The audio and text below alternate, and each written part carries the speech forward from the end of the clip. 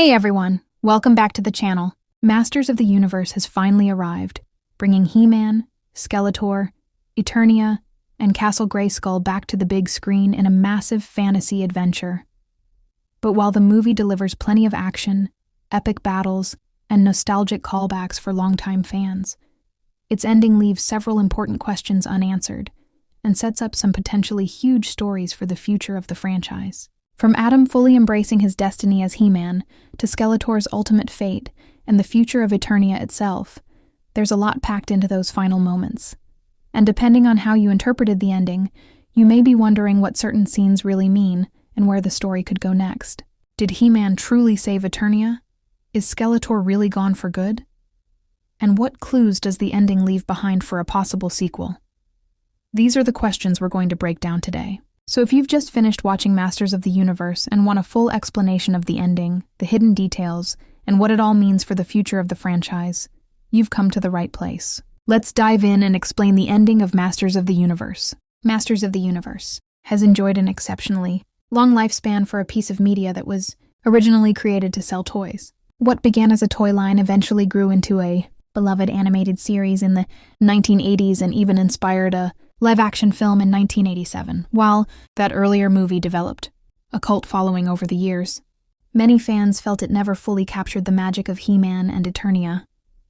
After decades of failed attempts to launch a new adaptation, Masters of the Universe has finally returned to the big screen, giving Nicholas Galitzine the opportunity to bring He-Man to life for a new generation. One of the biggest advantages this new version has over its predecessor is that it understands exactly what fans want to see, rather than spending most of its runtime on Earth. The film embraces the colorful fantasy world of Eternia and fully commits to its larger-than-life mythology. The movie delivers the epic battles, iconic characters, and over-the-top adventure that audiences expect from a He-Man story. At the same time, it isn't afraid to poke fun at some of the franchise's more ridiculous elements, including the fact that one of Eternia's greatest warriors is literally named Fisto. That sense of self-awareness helps the film balance nostalgia with humor, making it easier for modern audiences to enjoy. By the time the credits roll, Masters of the Universe largely ends the way many fans would expect. The forces of good and evil clash in an epic showdown. Destinies are fulfilled, and Eternia's future hangs in the balance. However, beneath its seemingly straightforward conclusion are several details that hint at much bigger stories still to come. The ending not only wraps up He-Man's journey but also plants the seeds for potential sequels and expands the mythology of the franchise in interesting ways. So if you were too distracted by Nicholas Galitzine's impressive physique to catch every detail, here's everything you need to know about the ending of Masters of the Universe. What you need to remember about the plot of Masters of the Universe is that Skeletor invades Eternia in an attempt to become its supreme ruler. In response, the sorceress sends a young Prince Adam to Earth along with the Sword of Power, believing that one day he will return and free Eternia from Skeletor's control. Unfortunately, Adam loses the sword shortly after arriving on Earth and spends years living a normal life. It isn't until adulthood that he rediscovers the weapon and reunites with his childhood friend Teela, who helps bring him back to Eternia. Once he returns home, Adam discovers that a rebellion is actively fighting against Skeletor's oppressive regime. However, Adam struggles to fit the role of a traditional hero.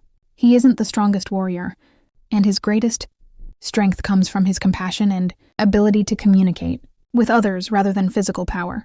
Having spent years working an ordinary office job on Earth, Adam often feels out of place among Eternia's hardened fighters.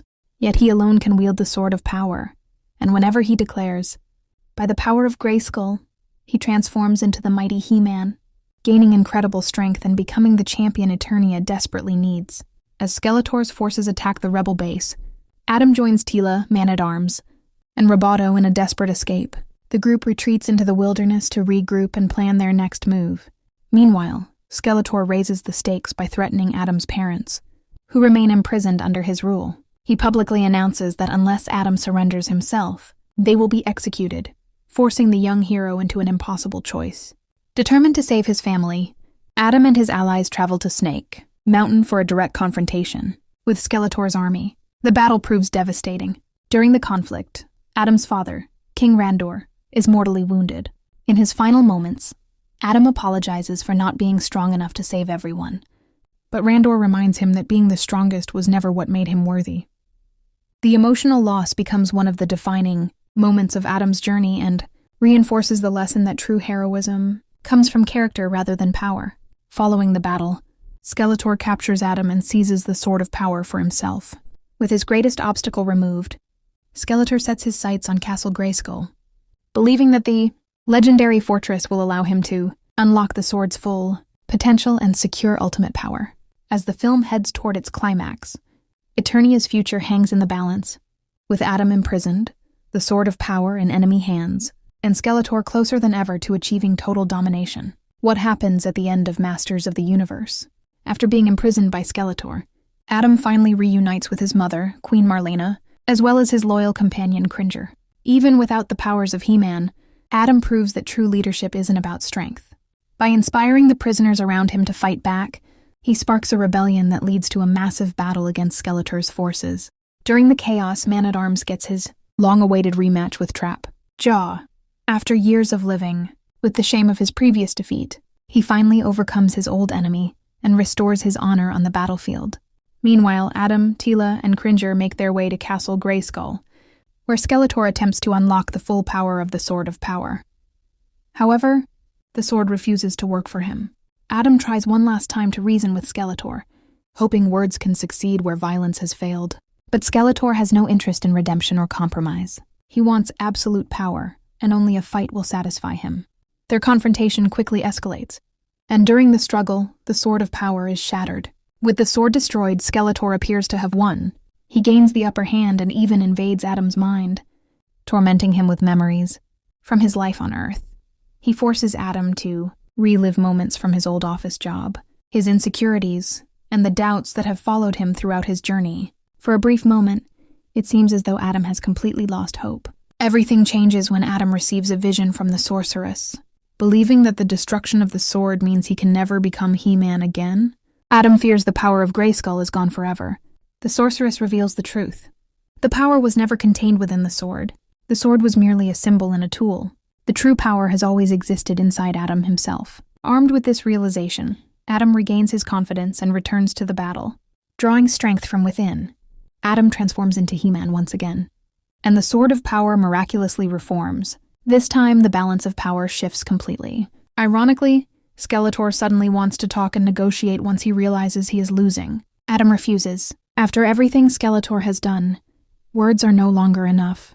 He-Man defeats the villain once and for all, reducing him to nothing more than a skull and ending his reign of terror over Eternia. In the months that follow, Eternia begins rebuilding after years of destruction and oppression. Its people come together to restore their world, while Adam fully embraces his destiny as the hero he was always meant to become. No longer hiding from his responsibilities or doubting himself, he officially accepts the title of He-Man, becoming the champion and protector of Eternia for generations to come. Does Masters of the Universe have a post-credits scene? The answer is yes, and the film actually includes multiple scenes that help set up the future of the franchise. While the main story concludes with He-Man defeating Skeletor and restoring peace to Eternia, the credits tease several major characters and storylines that could become important in a sequel. The first additional scene introduces Orko, the floating magician who became one of the most recognizable characters from the original animated series. Despite being absent from most of the film's major events, Orko appears after the ending to humorously recap He-Man's victory over Skeletor. The scene serves as a lighthearted nod to longtime fans while also suggesting that Orko could play a much larger role in future installments. Whether audiences find him charming or annoying, his return signals that the filmmakers are eager to bring more classic Masters of the Universe characters into the spotlight. The biggest tease arrives during the mid-credits scene. Queen Marlena reveals that Adam once had a sister who is still missing. Moments later, the film gives audiences their first glimpse of She-Ra. Although her face remains hidden, the implication is clear. Princess Adora exists in this universe and could become one of the central figures in a sequel. For fans of the franchise, this is a huge reveal because Adora is Adam's long-lost twin sister and eventually becomes the legendary hero known as She-Ra. The movie never mentions her during the main story, making this revelation one of the biggest surprises in the entire film. A follow-up movie would likely explore what happened to her and why she disappeared from Eternia in the first place. The final scene arrives after all of the credits have finished rolling. Deep within Castle Grayskull, Skeletor's skull remains lying where He-Man left it after their final battle. Just when it appears the villain is truly gone, Evil Lynn enters the scene and picks up the skull. As she does, Skeletor's unmistakable laughter echoes in the background, confirming that he is not completely defeated. The moment strongly suggests that Skeletor's story is far from over and that he could return in some form for the next chapter. Taken together, these post-credit scenes accomplish exactly what they're designed to do. They expand the mythology of Eternia, introduce She-Ra as a major future character, bring Orko into the live-action universe, and leave the door wide open for Skeletor's return. While Masters of the Universe tells a complete story on its own, the ending makes it clear that Amazon MGM Studios hopes this is only the beginning of a much larger franchise. What the end of Masters of the Universe means goes beyond simply watching. He-Man defeats Skeletor. While the original He-Man cartoon was largely designed to promote toys and featured relatively simple stories about good versus evil, the 2026 film attempts to explore deeper themes. At its core, the movie challenges traditional ideas about strength, heroism, and masculinity, presenting a version of He-Man who succeeds not because he's the strongest person in the room, but because of the choices he makes. From the beginning, Adam is portrayed as someone who doesn't fit the image of a traditional action hero. As a child, he considered weak compared to those around him. During his years on Earth, he works in human resources, a profession often stereotyped as less masculine than careers associated with physical strength or combat. Even after returning to Eternia, many people continue to mock him and question whether someone like him could ever become the hero their world needs. To them, Adam appears completely unsuited for the role of savior.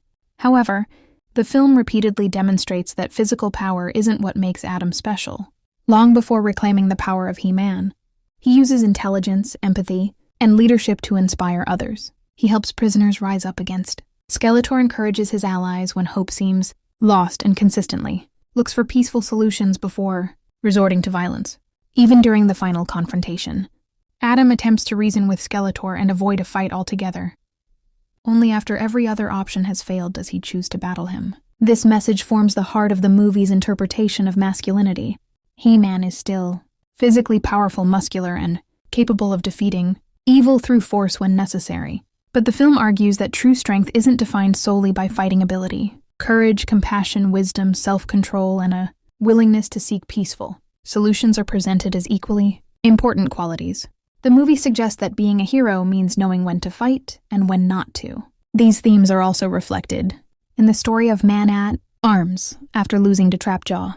Years earlier, he falls into alcoholism and becomes consumed by shame because he believes his value comes entirely from his ability to win battles. Over time, however, he learns that his worth extends beyond combat. He begins repairing his relationship with Teela and discovers that being a father and mentor can be just as meaningful as being a warrior. His journey mirrors Adam's in many ways, reinforcing the film's larger message that strength comes in many forms. Ultimately, the ending of Masters of the Universe redefines what it means to be He-Man. The Power of Grayskull was never truly about muscles, weapons, or magical abilities. It was always about the character of the person wielding that power. By embracing compassion, responsibility, and inner strength, Adam proves that he was worthy of becoming He-Man long before he ever lifted the Sword of Power. What has Travis Knight said about the ending? With a runtime of 141 minutes, Masters of the Universe already packs a tremendous amount of story into a single film. However, according to director Travis Knight, audiences didn't even see everything that was originally planned.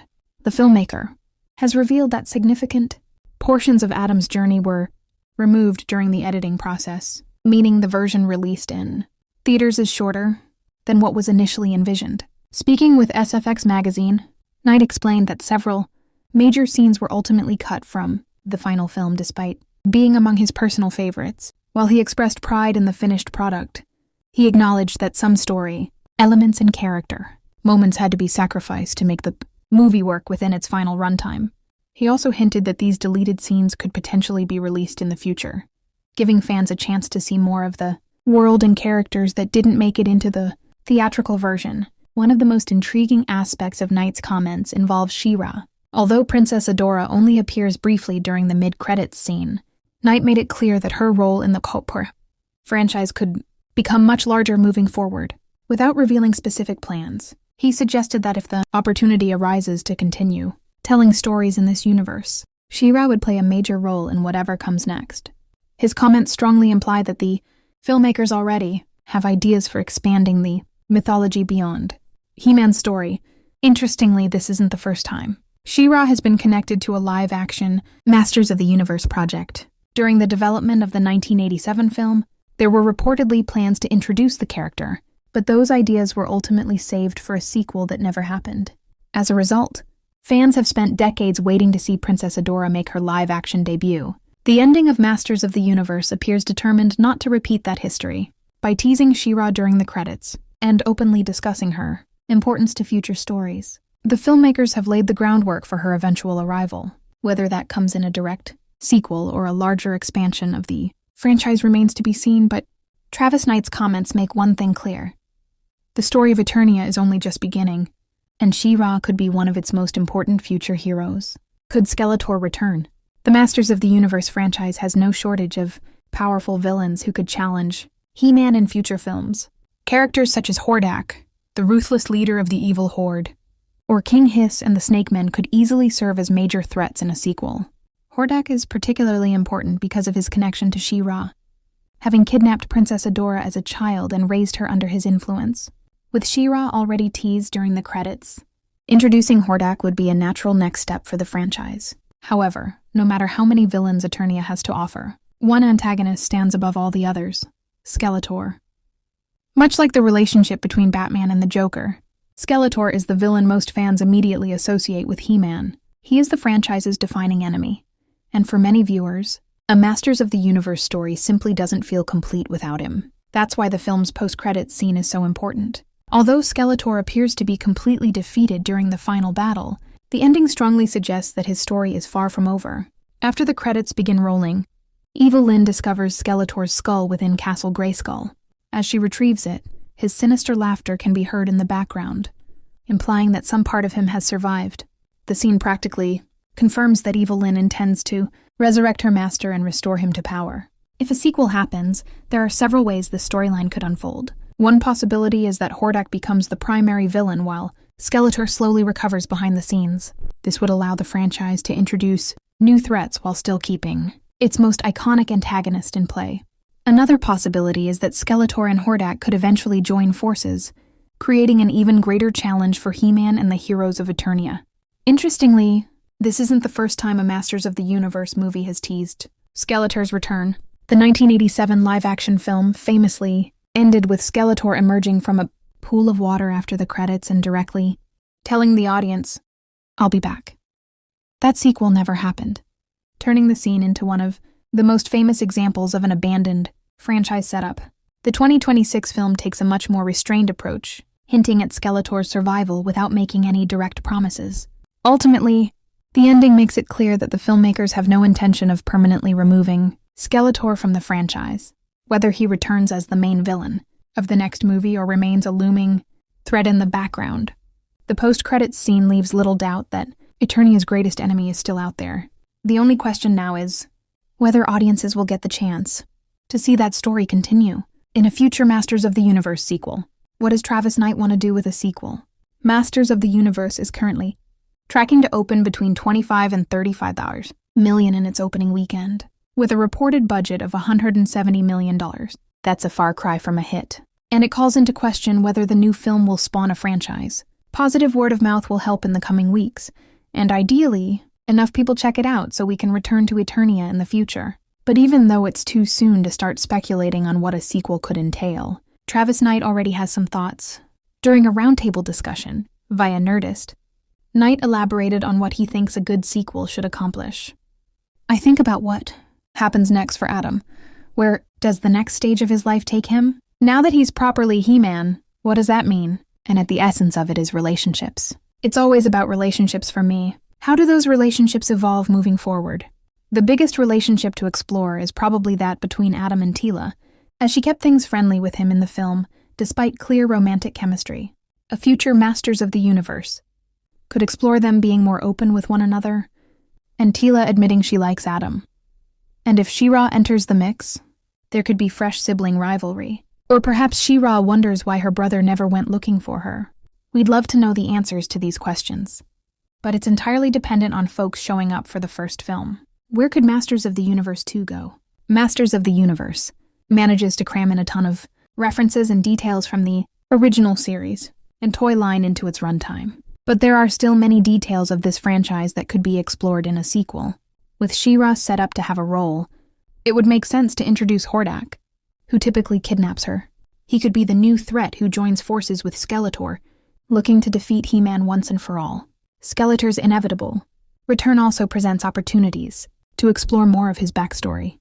Masters of the Universe presents him as an all-evil entity, but there have been storylines where he was a student under Hordak's tutelage. He's also been King Randor's brother in certain iterations, so maybe he'll get a Darth Vader moment in the sequel where he tells Adam, "No, I am your uncle." Hordak and his horde, meanwhile, rule over Etheria, the sister realm to Eternia. That's right. There are many dimensions in this franchise, and a sequel could be something of a multiverse-hopping adventure. Orko, for example, hails from the magical world of Trolla, and since he's also teased at the very end, that world could be in the cards. This franchise is ripe for opportunities, and with the groundwork laid in the first film, a sequel could get really weird. One theory didn't happen, but they could save it for a sequel. Toys have a bad habit of spoiling movies, and fans thought a Masters of the Universe-themed Uno card game accidentally revealed something major. There's a card with Skeletor on it, but he's holding the Sword of Power.